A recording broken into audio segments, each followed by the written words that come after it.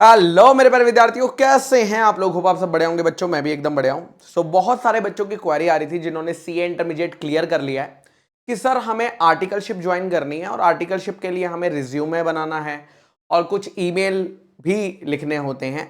तो दोस्तों मैं एक स्टूडेंट का रिज्यूमे यहां पर लेकर आया हूं जिसकी पर्सनल डिटेल्स मैंने छुपा दी हैं। ये स्टूडेंट अभी बिग फोर में दोस्तों आर्टिकलशिप कर रहा है। तो इसका रिज्यूमे कैसे दिखता था, क्या डिटेल्स इसने भर रखी थी, आप इससे एक आइडिया ले सकते हो, एक रेफरेंस ले सकते हो।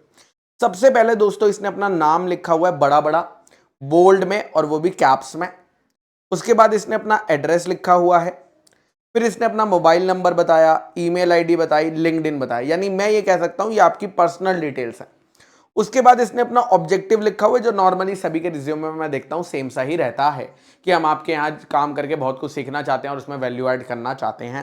सो seeking articleship in a leading firm to get equipped with practical skills and real life aspects in the field of commerce in exchange for strong work ethics and commitment to superior quality performance in the esteemed organization। उसके बाद दोस्तों educational qualification दी है जिसमें हम class 10th की बताएंगे, class 12th की बताएंगे, सीए फाउंडेशन बताएंगे, सीए इंटरमीडिएट बताएंगे। अगर बीकॉम का भी कुछ है तो वो भी आप यहां पर क्या कर सकते हो दोस्तों, मेंशन कर सकते हो। इसकी ऑल इंडिया रैंक 31 आई थी सीए इंटर में, तो इन्होंने ये भी मेंशन कर दिया था। उसके बाद आती है दोस्तों टेक्निकल एंड आईटी स्किल। आप सभी ने ही जो आर्टिकलशिप ज्वाइन करने वाले होंगे उन्होंने आर्टिकलशिप के लिए जो पहले आईसीआई का कोर्स होता है वो करा हुआ है। देखिए, completed mandatory 90 hours course on IT conducted by ICI। Basic knowledge है, एक्सेल चलाना आता है, वर्ड चलाना आता है, पावर पॉइंट चलाना आता है, टैली चलाना आता है। बाकी आप ये भी लिख सकते हो कि बेसिक नॉलेज की एआई भी यूज करना आता है अगर आपको आता होगा तो। ठीक है। उसके बाद accounting standards, auditing standard, income tax, GST law की बेसिक नॉलेज है। फिर दोस्तों टेक्निकल स्किल्स के बाद आती है सॉफ्ट स्किल्स। सॉफ्ट स्किल्स में इसने आईसीआई का जो ओसी कोर्स होता है दैट इज ओरिएंटेशन कोर्स वो किया है। प्रॉब्लम सॉल्विंग एटीट्यूड और गुड कम्युनिकेशन, चाहे वो इंटरपर्सनल हो फिर चाहे मल्टीटास्किंग स्किल्स हो, वो उसने लिखे। अगर आपको लगता है कि आपके पास कोई और एक्स्ट्रा सॉफ्ट स्किल है तो वो भी आप दोस्तों क्या कर सकते हैं, मेंशन कर सकते हैं। नेक्स्ट आता है दोस्तों अचीवमेंट। जब मैं अचीवमेंट्स की बात करता हूं तो यहां पर आपकी जो भी एकेडमिक अचीवमेंट्स हैं वो आएंगी। अगर कोई कंपटीशन वगैरह जीता है दोस्तों वो आएगा।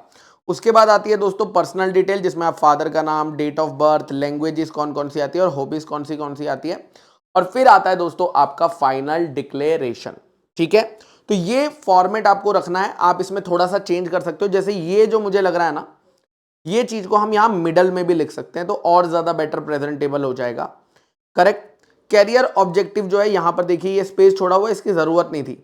या अगर यहां पर स्पेस छोड़ा है तो यहां पर भी फिर एक स्पेस आना चाहिए था। तो ये फॉर्मेटिंग्स का भी थोड़ा सा हमें ध्यान रखना होता है। उसके बाद देखिए यहां पर मार्क और परसेंटेज लिखी हुई है। यहां पर आप चाहो तो अलग से एक रिमार्क्स का कॉलम बना सकते थे और AR31 जो है अलग से रिमार्क्स में बता सकते थे। किसी में एग्जाम्शन आया था तो उसके एग्जाम्शन के बारे में आप बता सकते थे। और इसमें आपको अगर लगता है कि कोई और पॉइंट जो आपको बताने की जरूरत है सामने वाले पर्सन को जो आपका रिज्यूमे देखने वाला है, तो वो भी आपको मेंशन दोस्तों करके देना ही चाहिए। जैसे अगर आप किसी ड्रामेटिक सोसाइटी का पार्ट थे या स्कूल में हेड गर्ल हेड बॉय रह चुके हो, ये सब चीजें भी आपको मेंशन करनी चाहिए। अगर आपके पास कोई प्रैक्टिकल एक्सपीरियंस है, जैसे कि आपने किसी इवेंट में भाग लिया था, किसी सीएसआर इवेंट में भाग लिया था या वो भी, तो वो सारी बातें भी अगर आप यहां पर मेंशन करेंगे तो बेटर रहेगी। बट हाँ, एक बात का ध्यान रखना कि जो रिज्यूमे रहेगा दोस्तों वो एक पेज का ही रहने वाला है। एक पेज से ऊपर रखने की जरूरत उसे नहीं है दोस्तों, एक पेज से ऊपर रखने की जरूरत नहीं है। मैं देखता हूं कई सारे रिज्यूमेज आते हैं, प्लस ये ब्लैक एंड व्हाइट चलेगा, इसको कलर्ड भी करने की जरूरत नहीं है। This is simple sober very easy. एक ग्लांस में हमें अमन वर्मा के बारे में बहुत सारी बातें जो पता होनी चाहिए वो पता चल जाती है। फोटो वगैरह लगाने की जरूरत अगेन दोस्तों आपको नहीं है। नहीं तो कहीं रिज्यूमेस पे आप फोटोज लगी आती है, कोई बात नहीं, इट्स नॉट रिक्वायर्ड। मेन जो हमें चाहिए वो आपकी ये डिटेल्स चाहिए होती हैं। करेक्ट। ये डिटेल्स चाहिए होती हैं। करेक्ट। और ये इंग्लिश की लैंग्वेजेस आप किसमें प्रोफिशिएंट है वो दोस्तों थोड़ा सा जानना होता है। बाकी सेकंड पॉइंट पर आते हैं दोस्तों, that is email writing skills पर। दोस्तों ईमेल राइटिंग स्किल्स के लिए कोई अलग से आपको टिप्स की जरूरत नहीं है।